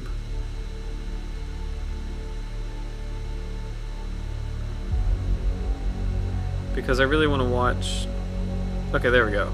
Because I really want to kind of get a video description.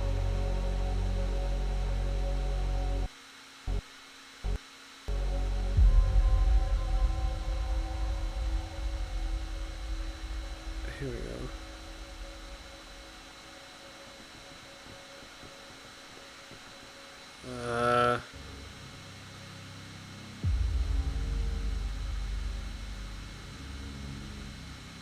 This could be it.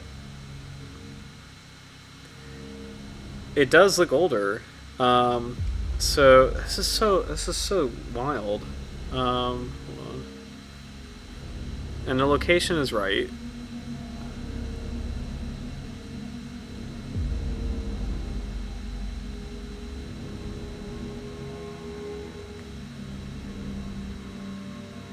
Okay, let's check some other sources. Because okay, so sorry, and like this clip of this shark that looked enormous might be the same clip from 1989 from Suruga Bay in Japan that Eugene Clark looked at and said, "Oh, that's a 7-meter shark or a 23-foot shark." So this clip might be the one we've been looking for. I am a goof, and I didn't read the huge 7-meter title. I just looked for the Pacific sleeper shark, and I was just happy to see any kind of footage. I did not read this part, so there's that. But this video upload is saying this is taken off Tokyo in April 2003, so that's kind of I'm assuming that might be uploader error. This one has no information. Even though the upload could be from 2008, it still could be older footage that is uploaded in 2008. So let's keep looking. Let me double check the comments. Okay. Just want to make sure I'm not missing anything. Let's keep looking across the internet. Because none of these seem like great sources, to be honest, but let's just... Daily Star, and it's whatever. Like this is stuff that, like for me, I don't really care to look at news articles too much because when it comes to sharks. Okay, this is also saying this is from Japan's Suruga Bay. Stop it! I don't want to hear the privacy thing.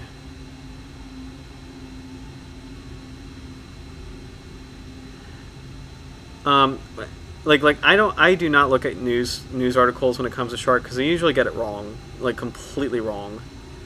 And what's kind of funny about this whole thing is that I guess we could check Reddit. What's kind of funny about this whole thing, Reddit is also something I don't really check too much, but is that everyone keeps talking about megalodons, like, oh my god, did we find a megalodon? And it's like, who cares? Like we found a giant shark. It doesn't matter. Like all that matters is that there is a giant shark in the ocean. It doesn't have to be the Meg to be impressive. Oh, I don't want to stream something that's blocked by an over 18 plus mature content Reddit thing. Forget that. I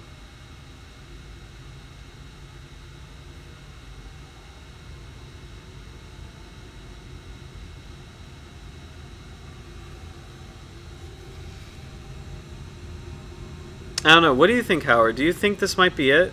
Do you think this could be the 1989 clip of the enormous 7-meter Pacific sleeper shark that Eugene Clark verified as, oh, this actually is this is a unbelievably huge individual? Because that would be super cool. And like, hey, like shame on me for not reading the YouTube video title. That's so cool. If this is it.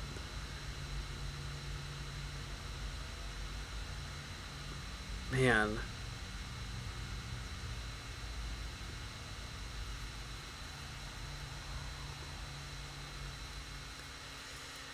I mean, I don't know. I mean,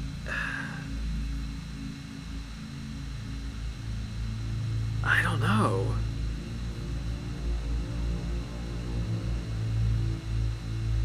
Actually to do, which explains why all the reposts. Yeah. I don't know if this is it. This is so cool. Alright.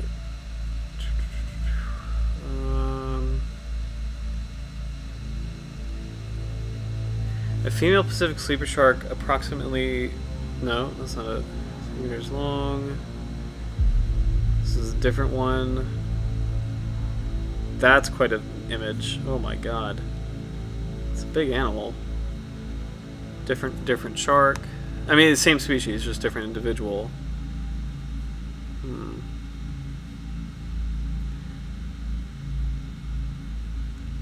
Yeah, everyone's got this wrong. Like, look at this Reddit headline. Like, in fact, it's quite a normal-sized shark that was found in Suruga Bay, Japan, 2008. Except it's not.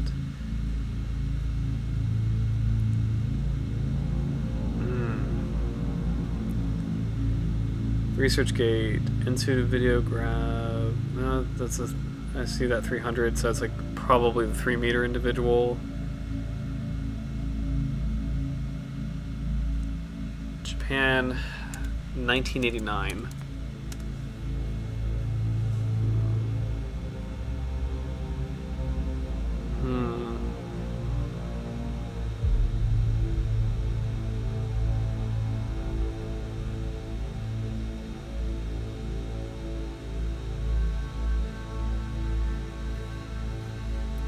I'm definitely like literally studying, like in terms of like I'm putting the study in the study party because now I'm like really diving into this.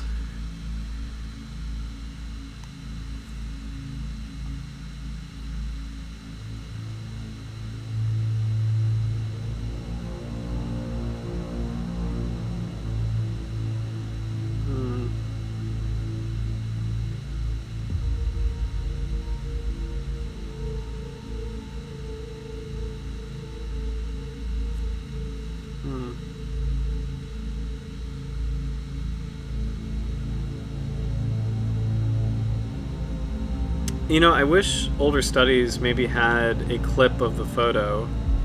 Let's see, if the giant shark was filmed in 1989,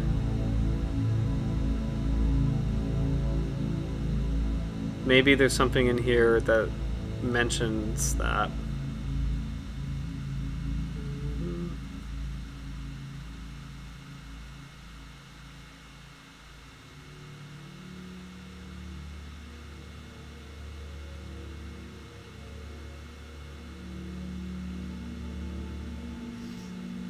Let's go back to that Wikipedia thing out of curiosity.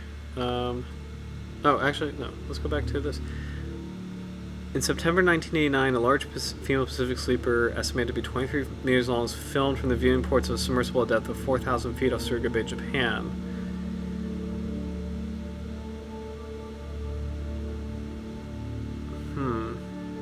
Are there references on this? Oh. Yeah. Pacific sleeper shark bibliography.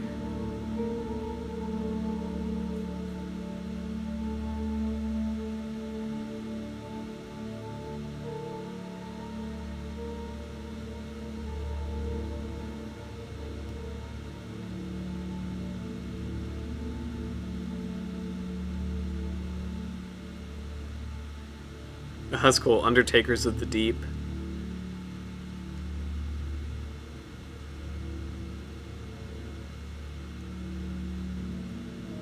You know what? Just in case we can't finish this tonight, this actually, I'm gonna do this too. This might be really cool. Only if you know, like people watching the stream. If you guys have free time, Same here. Like, this would be really cool to see if we can find by next week, like, something that verifies, something that proves that this might be the giant shark that Eugene Clark identified as, like, hey, this is a 7-meter Pacific sleeper shark. This is 23 feet long. This is an enormous... I mean, either way, this is an enormous individual, whatever this is.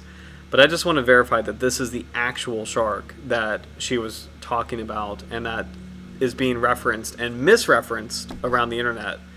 Because it's like... and this is actually a really great kind of example of, like, how crazy it can get as far as people not documenting things correctly and not reporting things correctly, and it's snowballing into, like, this reposting of misinformation where one swath of the internet is, like, talking about, like, we found the megalodon. It's like, shut up. It's not a megalodon. Like megalodon died a long time ago, so it's not, don't worry about that. And then the other part of, you know, the web that is like, oh, it's a sleeper shark, the dates are wrong, and, you know, like, the sources are wrong, and, you know, we don't really know where this came from, which is kind of cool, and it kind of fits with, like, the Halloween spooky vibe, but it also is a good cautionary example of, like, yeah, this is how everything can get snowballed into no one knows where this came from. Like, we don't know, we don't have a really good verifiable thing on, like, what is the original source of this video. You know what? I wonder if we can do a quick Google translation from Japanese into... This might help. Google Translate.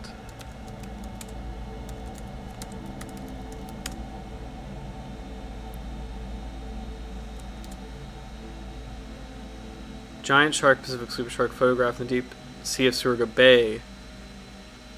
It is a gigantic shark that is likely to be 7 meters long, maybe the master of Suruga Bay. Okay. So this is cool. So this Japanese clip is saying this is a 7-meter shark from Suruga Bay. This one is 7-meter shark off Tokyo. I don't know. And in April 2003, which is like, I think this is it, personally. Both of them are saying 7 meters. The only shark that has been reported to be 7 meters on video is the Eugenie Clark shark from Suruga Bay in 1989. I think this is it. I actually do think this is it. What do you think?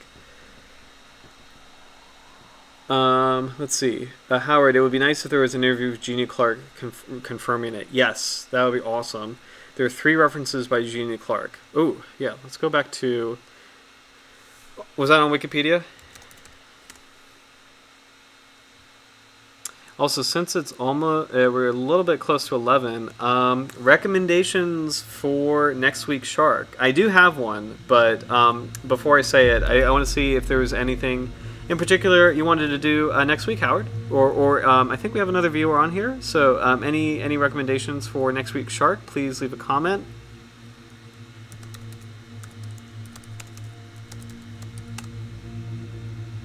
This was a really funny stream because...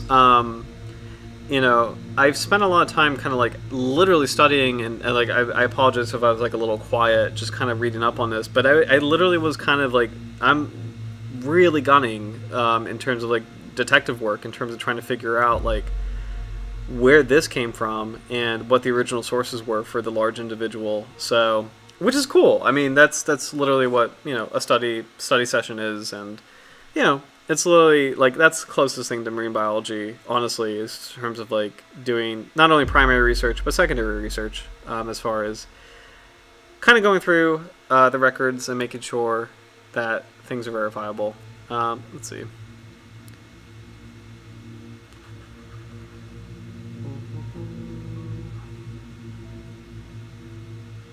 On Wikipedia, I think I just see the one Eugene Clark reference here.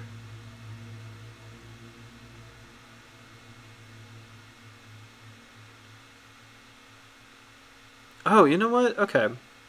Wait a minute. Tokyo Bay. Let's make sure we got this right. Suruga Bay.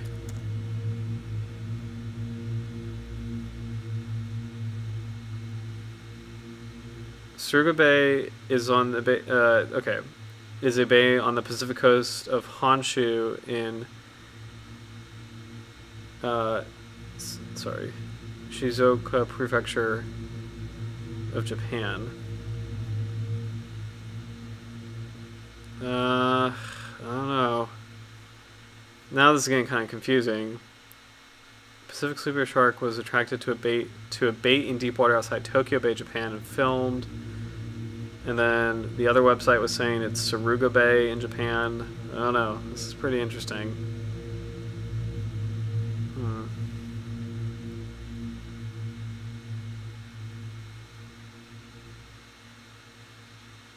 Oh, sorry. Now Wikipedia, the next one.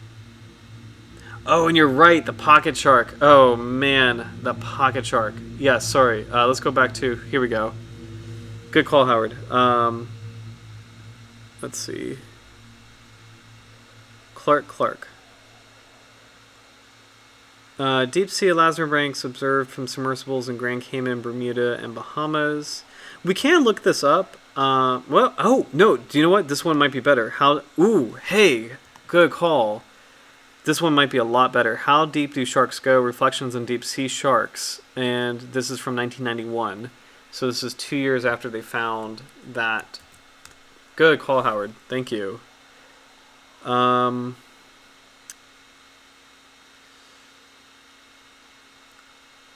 look at these images really quick. Nope. Okay. Yeah, Google's just being dumb. Okay. These are bibliographies.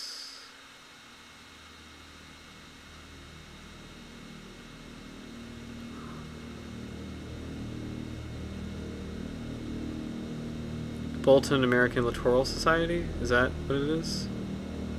Reflections on deep sea sharks. Let's just check this one. When I wrote the Bull Shark Compendium, this has reminded me a lot of like preparation for the Bull Shark Compendium.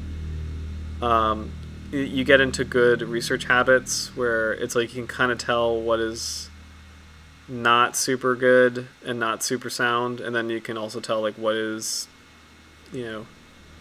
pretty reasonable. Sorry, let's get out of here. Control find.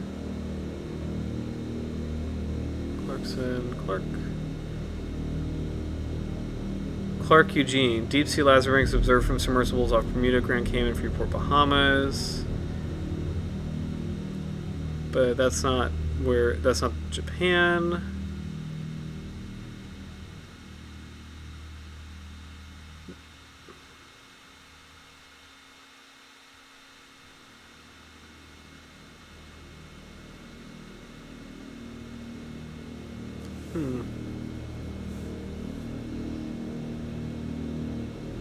There's a way to do this.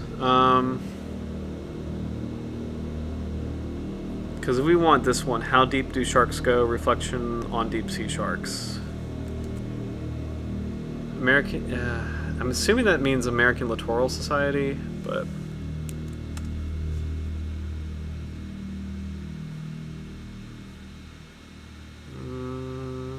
okay, great. American Littoral Society? Is that a thing? Hold on.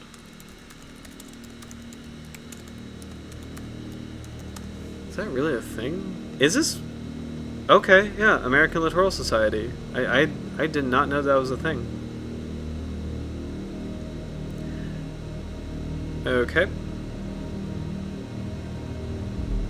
So this is a bulletin from the American Littoral Society from 1991.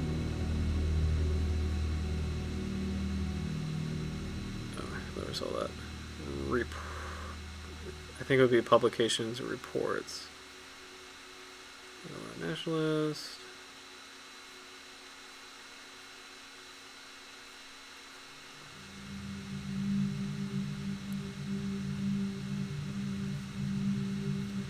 Okay.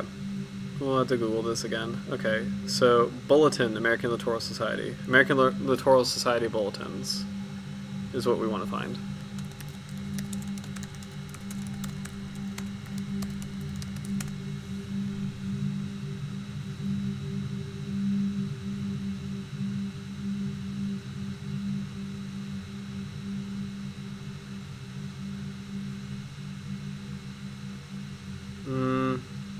Older archived issues.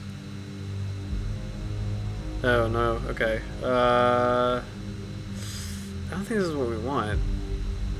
I'll keep that at this until 11, and then, because I want to be respectful of time. But...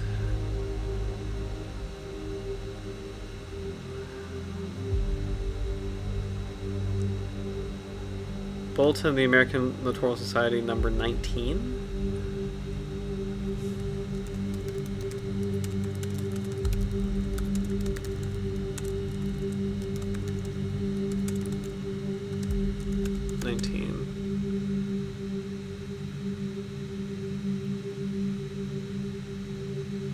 Oh, this might be...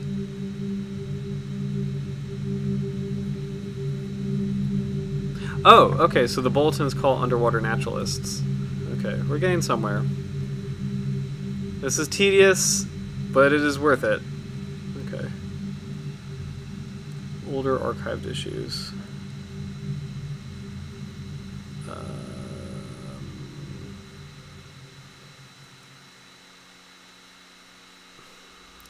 What is this?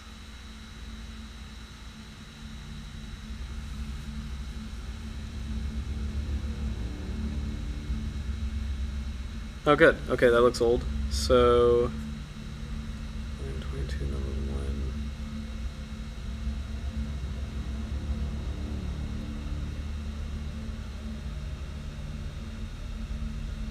1. $1993. Okay. Okay. Sorry. So, so if I'm reading this correctly, we want volume. So we want Eugene Clark and Emery Kristoff's article, "How Deep Do Sharks Go? Reflections on Deep Sea Sharks," from the Bulletin of the American Littoral Society, Volume 19, which is from 1991. And it looks like on this website, the oldest one they've got is from 1993. So they may not have the one that we were looking for. So I think what I'll do, just in case if that really is the case, let's just look at the table of contents.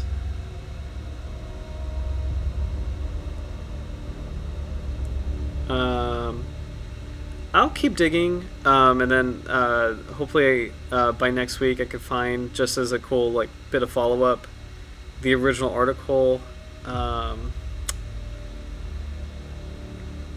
Because if I'm searching this correctly, I don't think this is going to go back to 1991. I think 1993 is the oldest one that they have. That looks really old though. 1994. 1994, darn it.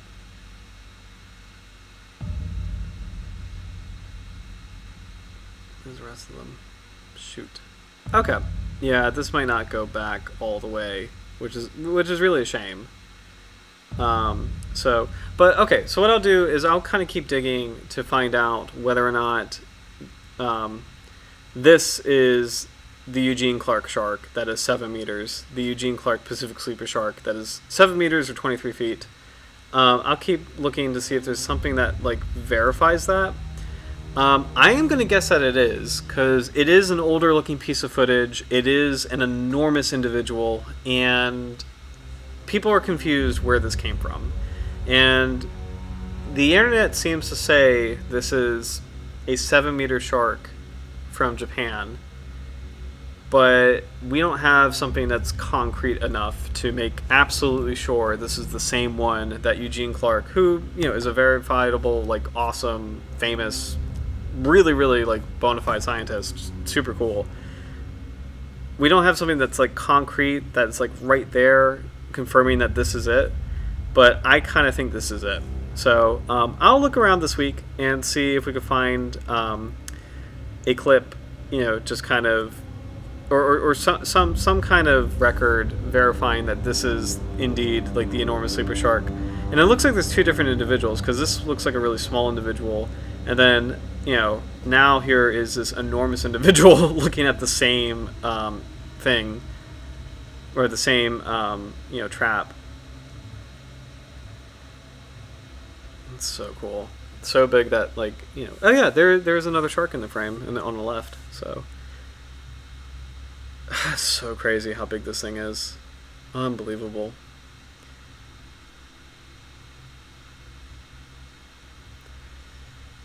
This is super cool. This was an odd, like, I know this was, I shouldn't say odd. I know this was a kind of an unconventional stream because there was a lot more researching and looking and, like, trying to, like, verify and look at different records. But it also is a good window in terms of, like, this is how it goes. Like, this is how real research goes in terms of just, like, figuring out where things come from, who said what, like how you kind of navigate both the internet ecosystem and, like, the journalism ecosystem, and, like, how really annoying they are and how flabby they are versus, like, the paper trail that it's hard to find, but the paper trail of, like, real information, solid research, verifiable records.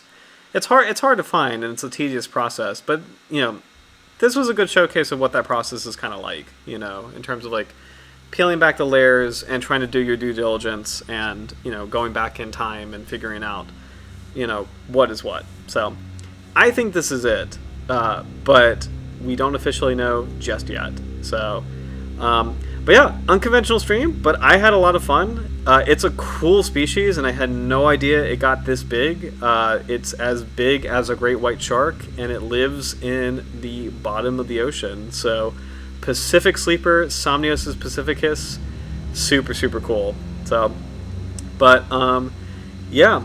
Oh, thanks, Howard. I appreciate you saying that you liked tonight's stream. Thank you. I really appreciate that, because, all of this stuff, like, as far as, oh, thank you. Too many people don't do their research. Thank you. I really appreciate that. Especially just, like, I think in the past decade, I think it's become so much easier for things to be reposted and be dumb. Like, we saw it very briefly tonight, but there was, like, a video on YouTube that had 2 million views talking about Megalodon. It's like, oh my god, you gotta stop, guys. It doesn't exist. So I appreciate you saying that. Thank you, because I'm the same way in terms of just, like, it's so important to just make sure that with nature you're citing solid sources and you have all the facts. So, but yeah.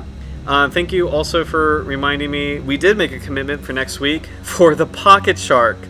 Pocket shark is it's the only shark I've ever had a visceral reaction of, like, oh, that does kind of creep me out a little bit. So, and we'll get into why next week.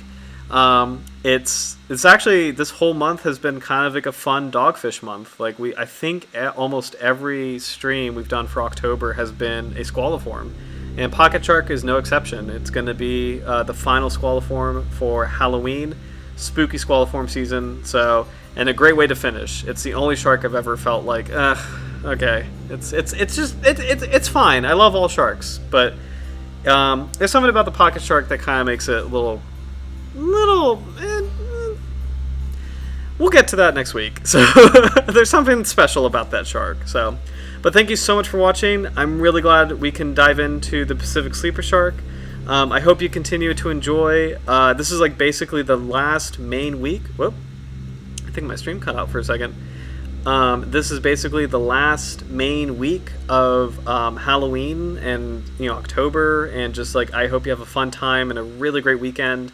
And watch some scary movies, and just I hope you have, like, a really, really good last week of spooky season. And we'll meet back next Monday, the day before actual Halloween, to talk about arguably the spookiest shark, the pocket shark. So, but thanks so much for watching. Take care, and I hope you have a great rest of your week.